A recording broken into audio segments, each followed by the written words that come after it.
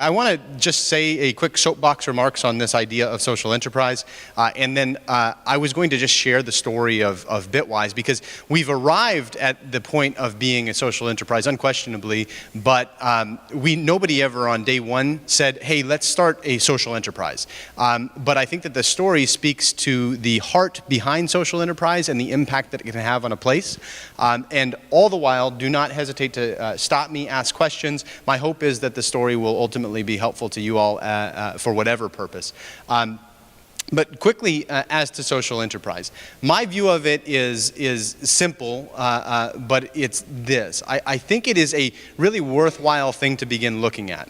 But I think it's only a term that is necessary because sometime in the last, I don't know, 25, 50, 100 years, we decided that it was okay to be a jerk in normal business.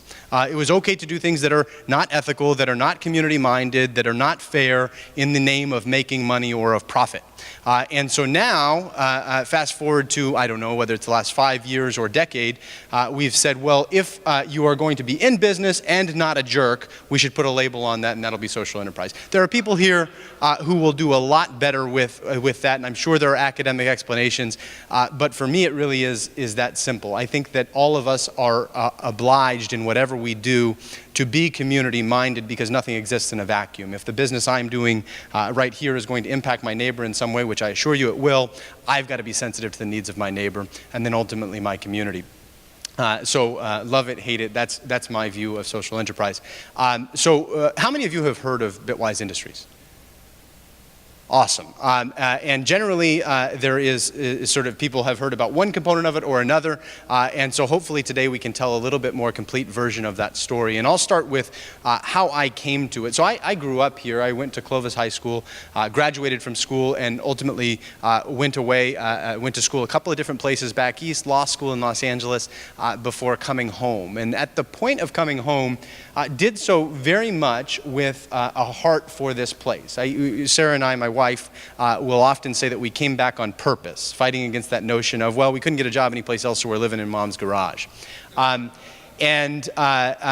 When I came back, sort of vocationally, I had just finished law school, and so the very natural transition was to go into a law firm. But my hope was to practice law in a way that lifted up the people that I served, and for that reason wound up picking intellectual property law. And intellectual property law is the protection of ideas, non-tangible in many cases, in the case of patent and some others, tangible ideas. But the thing that drew me to that is this notion of most of the practice of law, it occurred to me while I was in law school, was helping stop loss, so sort of stop the bleeding on somebody's worst day.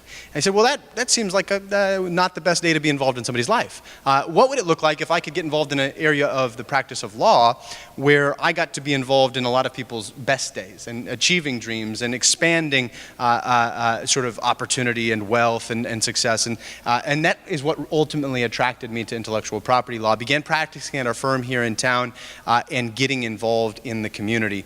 And really, really enjoyed that. I think I got the opportunity to do some good work while practicing law, and I know that it gave me a platform to get out into the community and begin working on things that I cared about. And at the outset, I didn't know what those would be, but I just sort of endeavored out and was drawn to people and things. And for me, the things that I began to care about in the community were sort of twofold, and they ultimately ran into each other in Bitwise. But one of them is this idea of downtown revitalization.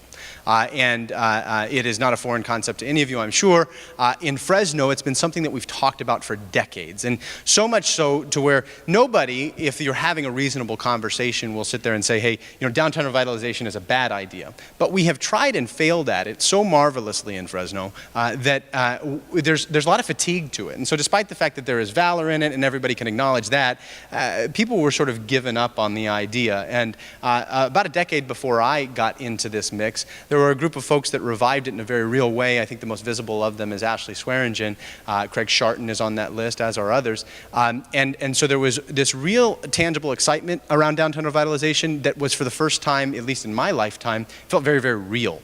And so I began to care about that, and I began to believe in it for a couple of reasons. The biggest among them was downtown revitalization in Fresno is sort of a systemic issue, and here's how. Not because it's really nice to go downtown and be able to hop around from a bar to a theater to a fun business district, but because it is literally the only dot on a map in the Central Valley where you can create enough economic opportunity to sustain our population. We're literally talking about enough square footage indoors to put human beings that can generate wealth, that can pay for the things that fuel this economy.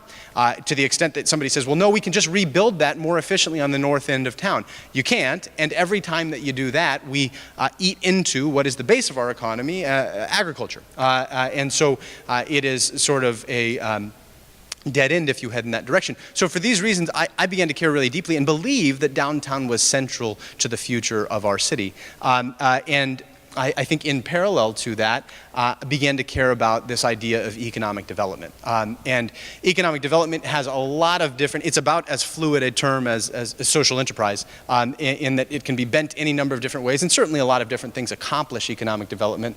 But for my part, again, it was very simple. There were a lot of really neat things going on in Fresno hailed as economic development. The example, and I don't pick on sandwich shops, I am a huge fan of sandwich shops, but this idea that if there's a sandwich shop on one corner, and across the street another sandwich shop opens, we sort of hold a ceremony, cut a ribbon, and we say that's economic development. When in truth, we haven't created any more dollars. And in fact, for the sandwich shop across the street, we've probably just halved his audience because folks have gone across the street to try the new thing. So the pie isn't getting bigger, we've just sliced it a different way.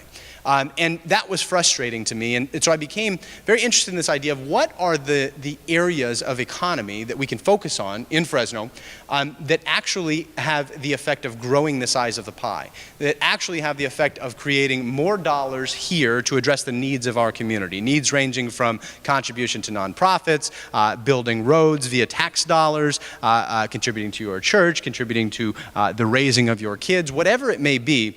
We needed there are not enough dollars here to meet those ends in a sustainable and healthy way. And so these are sort of the things that began to fuel me. Now, meanwhile, I am very, very good, I tell folks, at noticing there on the paper that says 2 + 2, I am not the guy to find 4. So I am sitting in this spot of these are the things I care about, but I've got this day job as an attorney, and oh, by the way, I got to pay off those student loans. So I was not looking to go out and start something new, but these were very much the things that God had on my heart at that time. And still today. Not long after, I began to develop a friendship, initially professionally and then a friendship with a gal named Irma Olguin, who will become central to this story. She was a technologist and grew up in Carruthers, like me, went away, bounced around the country, and ultimately decided to come back to Fresno on purpose. And she had become a catalyst for everything in the technology industry. At the end of this story, you can best understand Irma pre-Bitwise by assuming that everything Bitwise does today, Irma did just on a smaller scale and all on her own before Bitwise existed. She is that incredible a person. But she cared deeply about specifically the technology industry, but then her second care was about this region and people in it, particularly people at the fringes from rural communities. And her heart was, how can we make it possible for more of my story, her story? So she grew up in Carruthers, ultimately went on to become a computer engineer and found multiple technology companies. That is statistically impossible for a kid in Carruthers. It's just not going to happen. It's not in the cards, but she was the exception. And so her heart was for, how do I make that a repeatable story? And we run into each other and begin dreaming. Now, at this point, I want to be really clear. Irma has a startup technology company that requires 150% of her time. I am practicing law, and that requires 150% of my time. Nobody is saying, hey, let's get together and start a business. And so, I hope that at least speaks into the fact that you don't have to sit on with this long academic process to wind up doing important things. But in any event, we begin dreaming and we begin asking this question. Both of our careers have taken us to this spot where we are working with technology and we have a heart for this city. And so we begin asking, well, could something be done to leverage the growth of the technology industry for the betterment of this city? And first of all, it's important to take a step back and ask why. Why is the technology industry the medium, if you will, for this? And there are some very real economic motivations for it, and they are these, right? So first of all, it's the fastest growing industry on the planet. So it is expanding in a way that actually results in creating new dollars the world over. Whether it's here in Fresno or someplace, right now the technology industry is making economies of all sorts larger. It grows quickly. Second is it is a uniquely accessible industry, and here's what that means. Because of its youth, right, we haven't been doing technology in present state. And when I say technology, talking mostly about software and engineering, robotics, that sort of thing. But we haven't been doing it for hundreds of years, which means that it is relatively new, which means, and you know, I'll be sort of uncouth here, old rich white guys haven't quite got a hold of it yet. And so as a result, you don't have to have 12 master's degrees, you don't have to have a family lineage, you don't have to have 87 years of experience to break into the industry.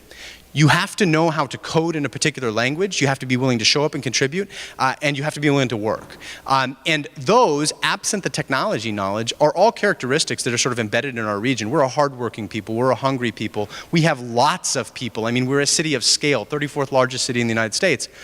So we have the human capital, it would seem, if only we could add the skill to the mix for that industry to thrive here, and that industry has a need of qualified and hungry humans. That's reason number two. And then maybe the most profound reason and easiest to button up is the unique nature of the technology industry as a multiplier industry.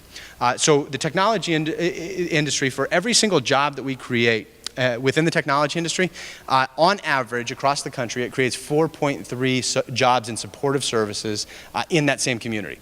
So every time we're creating one job, it's not the sandwich shop scenario where you open a sandwich shop and you've cut the other sandwich shop in half. It's the scenario of every time I inject one technology job, I get 4.3 jobs in supportive services. What are supportive services? Law firm, sandwich shop, accounting, insurance agent, whatever it is, because they're generating new dollars that then can be put to work buying new goods and services in the same community. So that was our very quick dive into a tangent of why technology. So we wind up at this spot. We both have some insight into the growth of the technology industry in Fresno, and we both have a desire to leverage it for the betterment of our city. And so what we begin doing really quickly is we start asking, so if we wanted to do that, what would we have to do? And for us, going at 1,000,000 miles an hour in our existing careers, we said, we're not going to reinvent the wheel. What have other people done? So we began to look at cities that we perceive to be like Fresno, Austin, Portland, Silicon Valley. Today you line them up and you put Fresno beside it and they say, well, Fresno doesn't fit in that mix. Rewind the tape 50 years and there's a good argument to be made that Fresno was the leader of the pack among those cities. And so what happened? What were the intervening factors that wound up making those places technology centers and Fresno a technology outpost for most of its last 50 years? And in looking at those, we began to see really clear needs that organized themselves into three areas. First was, we just don't do a good job at creating place for the technology industry. Physical venue. We all can, if you've been there, if you haven't been there, if I ask you to close your eyes and picture Facebook, you're going to generate a picture in your head. And it's going to be exciting, it's going to be interesting and different. It is not hard to imagine why somebody in the technology industry would want to work in an environment like that. Now, there are a lot of things we can't do in Fresno. We're not going to bring the ocean to Fresno all of a sudden. We're not going to all of a sudden be a ski resort town. But we can build buildings with bright colored walls and interesting things inside, music playing, and create an environment where young, interesting, innovative people within the technology industry want to be. So that didn't feel out of reach. And those are things that they had done in Austin, Portland, and Silicon Valley. None of which, right, are oceanfront property. So the creation of place specifically for the technology industry, in our view, had been a driver there. It had made it a viable place to choose to build your career. So that was the first thing. The second thing was, how the heck can I become a computer programmer? As silly as it seems, in our community, if you ask a high schooler, right, how do you become, if you wanted to become a computer programmer, how would you do it? It's difficult to get a straight answer out of them. If you want to become a lawyer, by the way, which we need less of, economically and then just in general, you graduate high school, you go to college, you go to law school, you pass the bar, and you become a lawyer. And most young people in our community could articulate that path. But meanwhile, we need less attorneys, we need dramatically more programmers, but nobody in our community can articulate a path towards that. And not nobody, certainly some could, but it wasn't good enough. It didn't feel like this industry was accessible.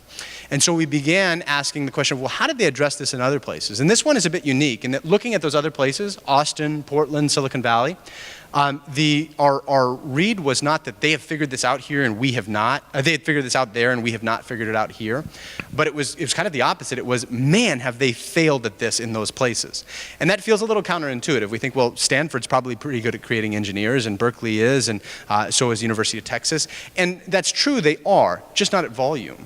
They're creating engineers that they're pumping out into those communities. And to be sure, those engineers are having success, but there aren't nearly enough of them, even in Silicon Valley. And the biggest testament to that is, if you're an engineer in Silicon Valley, it's sort of the running joke that you're going to be in a job for about 5 minutes before somebody pays you $20,000 more to go for another job. And all of a sudden, you're making $400,000 a year at 28, and it's really difficult to work for a startup at that rate. And so there is this scarcity that exists in those places where they haven't solved this riddle. They haven't. Stanford, Berkeley, as much as they might try, they're not accessible educational institutions, and on purpose in many cases. So no community on the planet had solved this problem of how do we actually ready a population at scale to enter the technology industry, to keep up with its growth. And that question becomes really acute here in our region, because we're not just talking about, a sea of college-educated folks that are ready to consume JavaScript. We are talking about the sons and daughters of migrant farm workers. How do we make it possible for a kid in Mendota to become a computer programmer? How do we make it possible for the next Irma or anybody else in that lineup? So the problem was very acute here and very different than other places. But we said, if we can solve the problem of creating developers fast enough to keep up with the demand of industry, then we will have solved the problem for the technology industry the world over. And so that was the second piece, is we need education. We need to have a clear path into industry for the people in our region. The third piece was, we've got to actually build a technology company that models healthy growth and healthy operation. It's a sort of place that we would hope technology company we would hope would be in Fresno and would be representative of what it meant to be a technology company in Fresno. Because if you go to Silicon Valley, there are 400 examples, 500, 1,000 examples of technology companies where you say, that's a neat company, they're doing really cool things. In Fresno, we certainly have examples, but we needed more of them, and we felt, gosh, we really need another big league technology company that is modeling responsible growth and responsible business here in Fresno. And so, again, back to the start, we asked the question of what would it look like to leverage technology to transform our community? At the point of asking that question, still believing, we might find a couple of knuckleheads that we hired to run a nonprofit, and we might do a marketing campaign because we've got day jobs. After we start looking at these other cities and what we get back organizes itself into these three categories, all of a sudden we say, these are businesses, each of these three things, and they're things that we could actually do. They're within reach, and we think that there is a clear path towards success, and we don't think it's 10 years away. And so the conversation switched really quickly. It went from, we're talking about ideas for lifting up our community, to all of a sudden, God has returned the answer to those ideas of what would lift up the community in the technology industry. And it's sort of looking in the mirror and saying, well, who's going to do this? Very quickly, we sort of instinctually answered the question of, we want to do that. We could actually do that. That could actually be successful. And we were at the moment sort of just young enough and dumb enough to try. Now, I think that there probably is some providence in that I should not have been dumb enough to try. So Bitwise is 6 weeks younger than my oldest daughter. So we're having these conversations, and Sarah is about getting ready to pop. I am an attorney who has practiced law for about 30 seconds. I have no credibility in the community, and nobody is going to believe anything that I have to say on any of these subject matters. I couldn't have spotted JavaScript as different than Latin. But there was this belief that we had been sort of called to, that not only is this possible, not only would it lift up our community, but we're exactly the people to do it. And I want to pause right there, and maybe it's informative, maybe it's not, but as I look back at this, it's really important, I think, that we didn't set out to start Bitwise.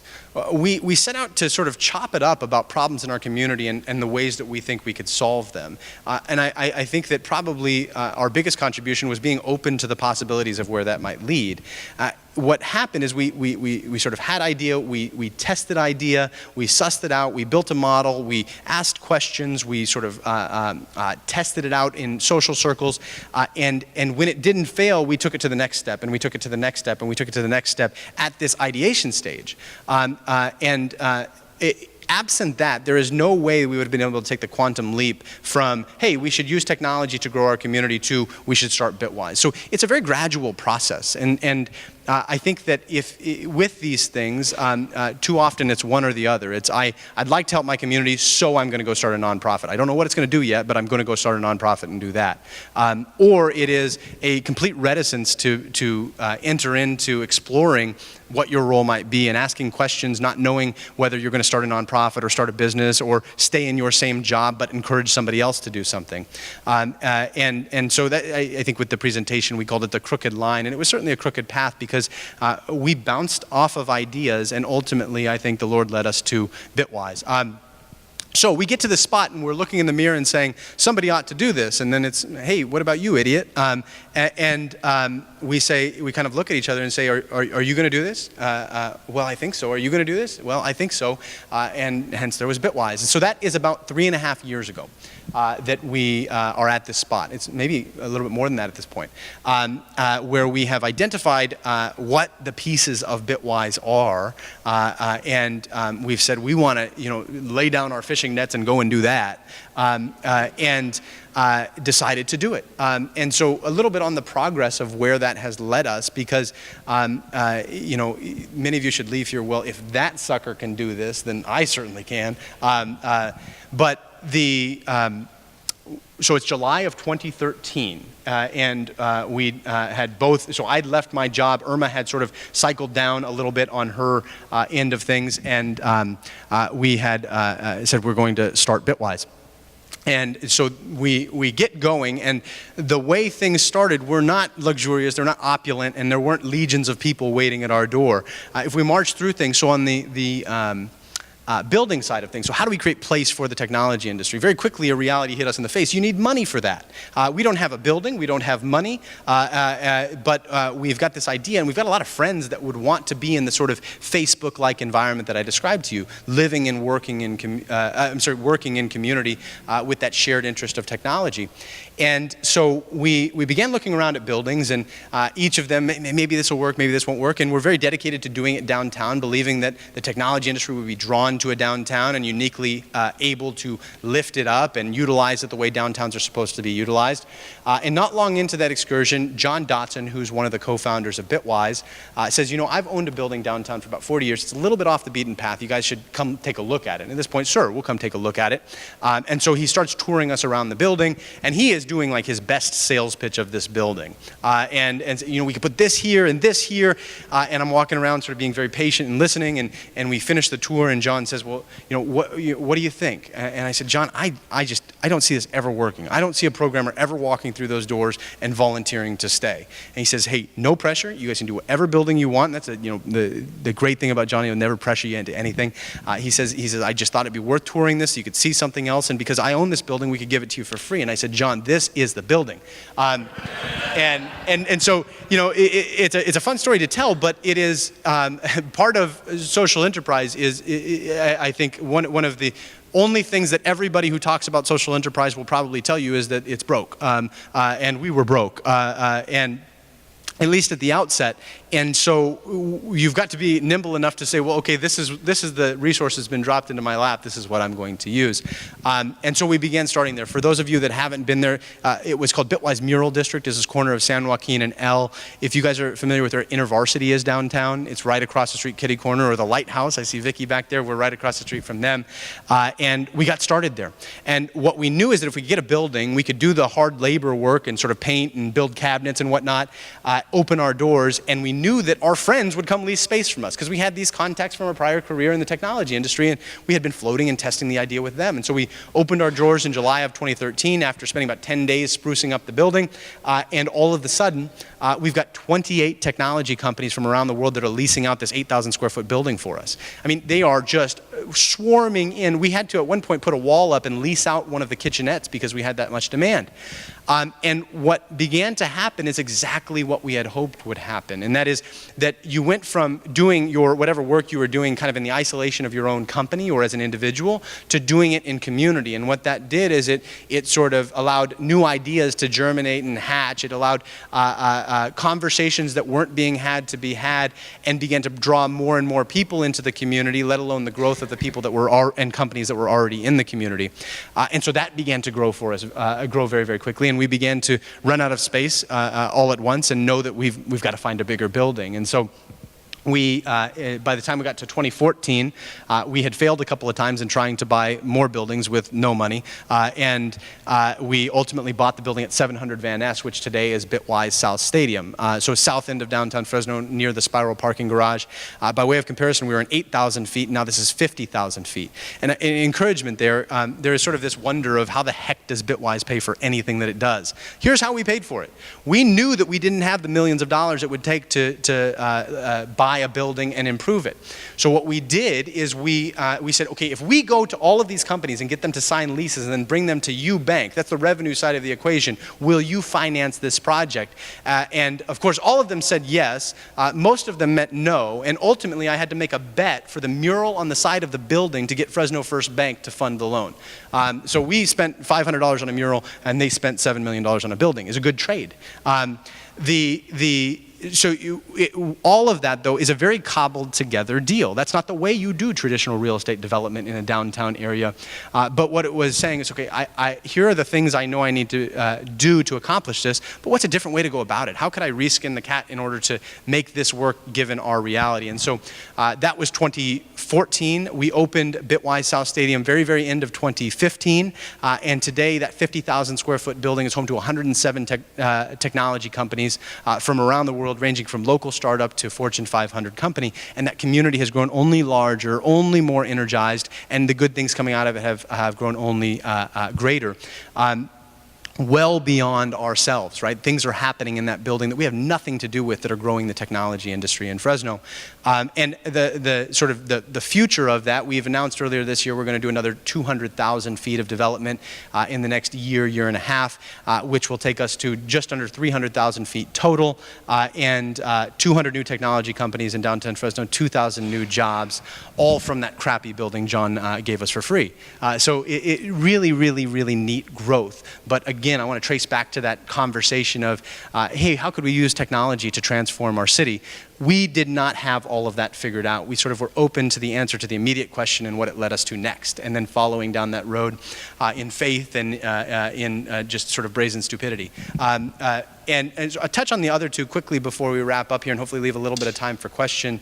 The next thing that was Geekwise Academy, and again, didn't start in opulence. We started Geekwise Academy upstairs at that San Joaquin location, Bitwise Mural District, in a 700 square foot classroom. And we said, okay, we want to teach people how to code, and we know that we're not going to get people to come during the school or work day, so let's maybe host classes in the evening. And we don't want it to be too expensive because we want people to be able to come and take it who maybe don't have the cash to go to college or whatever it may be.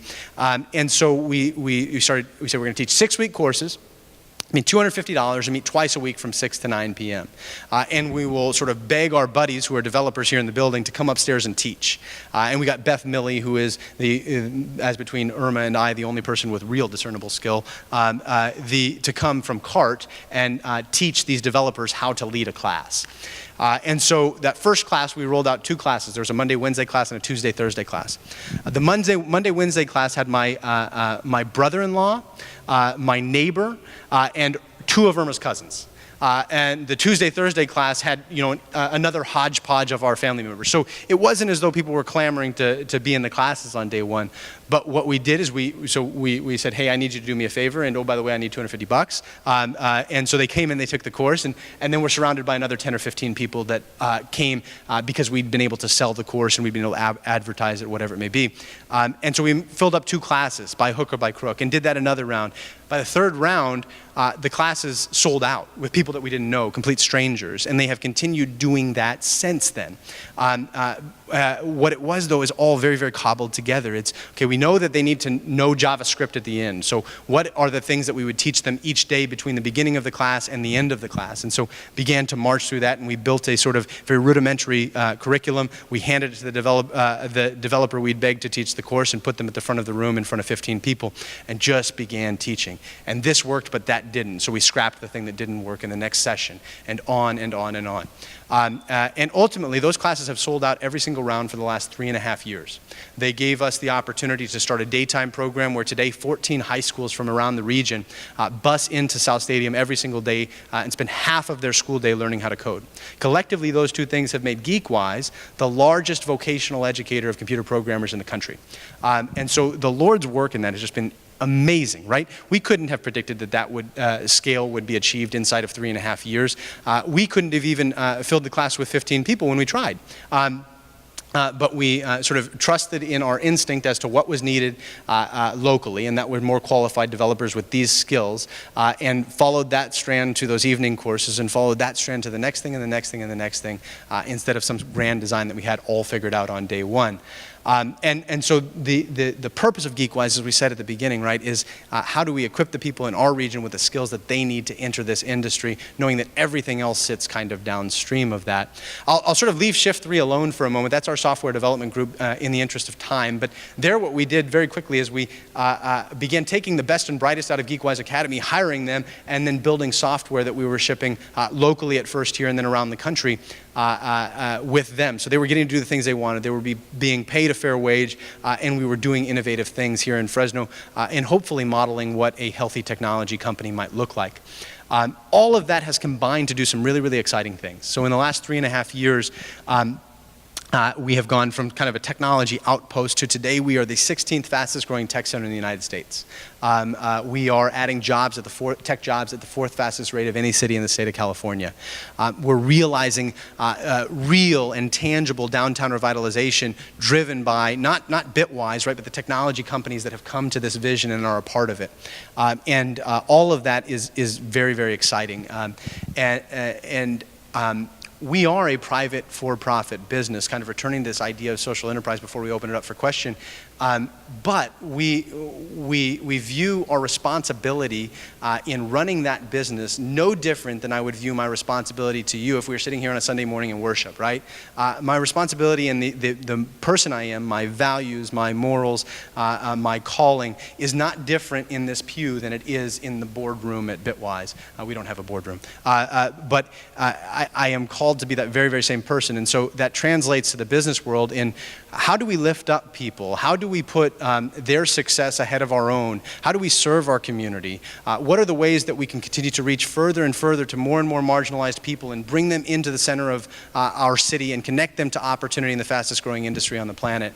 And how do we create hope and tell a hopeful story of our city instead of the tired old, well, I live in Fresno, right? And so those are the sorts of things that drive us and I suppose position us as a social enterprise. And we've been fortunate to follow those, I think, faithfully enough and run into some success along the way. So that's the Bitwise story. I have no idea whether there are time for questions or any of you enjoyed any of that, but I appreciate the opportunity to share it. I think, do we have any time for questions, folks in the back?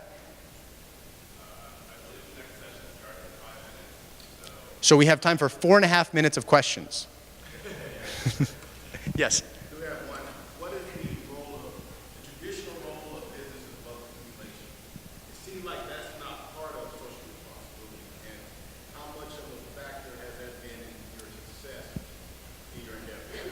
So I would push back a little bit, right? I think a lot of people, yeah, wealth accumulation is the goal of business. I don't think that wealth accumulation is the goal of business. I think it's a goal of business. I think putting people to work is a goal of business. I think solving problems is a goal of business. I mean, tracing back, if we sort of leapfrogged the last I don't know how many years and went to a village, the goal of business was I'm going to be the blacksmith, you be the farmer, and you be the woodworking guy, and on, carpenter, there's a word for that.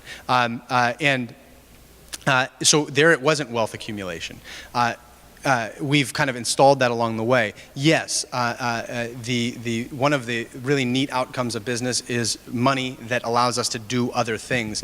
What we try and do is focus on, well, what, to the extent that we are reaping money or profit, what are those other things? And should we achieve those things in a way that never results in us getting profit? Should we use profit that we generate to achieve those things? What I think the difference is what is the driver? And for us, the driver is how do we empower every individual in Fresno who wants into the technology industry to do just that in a way that allows them to achieve personal success. And sometimes that results in profit to us, sometimes it doesn't. Our primary motivation is having enough cash in the bank to do this tomorrow. Yes? So Jake, it's clear how you make this investment in the community. You see what's happening out there. You also invest back into that place of the folks that are there. There are a lot of amenities that you provide. Maybe you can share with what you do for the folks that are actually there in your place. Yeah, so one of the things, Bitwise South Stadium is a really, really fun place. You walk in the door and it hopefully feels like a different sort of place. There's a cafe, a coffee shop, both exceptional. There is a UPS store. We have a full gym in the basement. There is a lounge with pool table, video games, the whole 9 yards. And then there is a co-working space that has just moved into a building right up the street. All of that is meant to combine to create a very vibrant environment. What are the sorts of amenities that a technologist would want throughout their day and to enrich that place? What we want it to be is we want it to be a wonderfully fulfilling and aspirational place to go to work, such that you want to do that. And you say, well, why would I ever leave Fresno? This is awesome. And that is maybe another end of the spectrum in that, yes, we need to, how do we get people who are outside of this community into this community? And that is very, very important. But then once they're in here, how do we begin doing awesome things that inspire them to go and do more awesome things? Constantly doubling down on creating a better and more productive environment for the people that are the users of our building, for the people that are the members of the community. Any other questions? Yes?